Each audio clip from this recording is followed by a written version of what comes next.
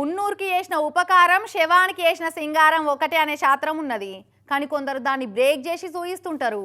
ఉన్నూరు నుంచి చాలా తీసుకున్నాం, తిరిగి ఇవ్వకుంటే లావైపోతామని శ్రీమంతుడు సినిమాలో మహేష్ అన్న చెప్పినట్టు కొంతమంది ఉన్నూరుకు ఎంతో కొంత తిరిగిస్తుంటారు. వేరేటోళ్లకు స్ఫూర్తిగా నిలుస్తుంటారు. ఇది కూడా గసంటి ముచ్చట్నే.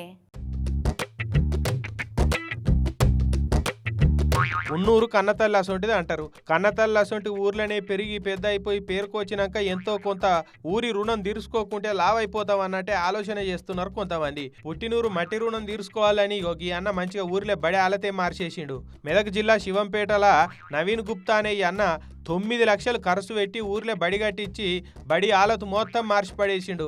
సర్కారు కట్టించే బడి బిల్డింగుకు బిల్లులు రాక కాంట్రాక్టరు నడిమిట్లనే పని బంద్ పెట్టిండట. ఇక ఈ అన్ననే సొంత పైసలు ఖర్చు పెట్టి బడిని మొత్తం కట్టించిండు. బాత్రూములు కట్టించి బెంచీలు పెట్టించి బడికి రంగులద్ది సింగారంగా తయారు చేయించిండు. అంతేనా నవీన్ అన్న? నేను ఇదే ఊళ్ళో పుట్టి ఇదే ఊళ్ళో చదువుకొని ఇదే ఊళ్ళో బయటకు వెళ్ళాను. నేను ఈ ఊరి మీద నాకు చాలా ప్రేమ.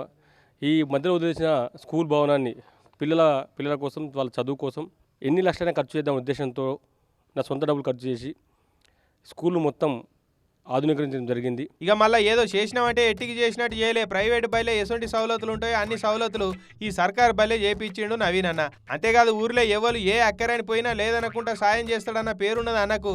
అందరు సంపాదిస్తారు కానీ సంపాదించిన దాంట్లో ఇట్లా మందికి ఖర్చు పెట్టేటోళ్ళు తక్కువ మందే ఉంటారని అటు ఊరోళ్ళు కూడా నవీన్ అన్నను తారీఫ్ చేయబట్టిరు.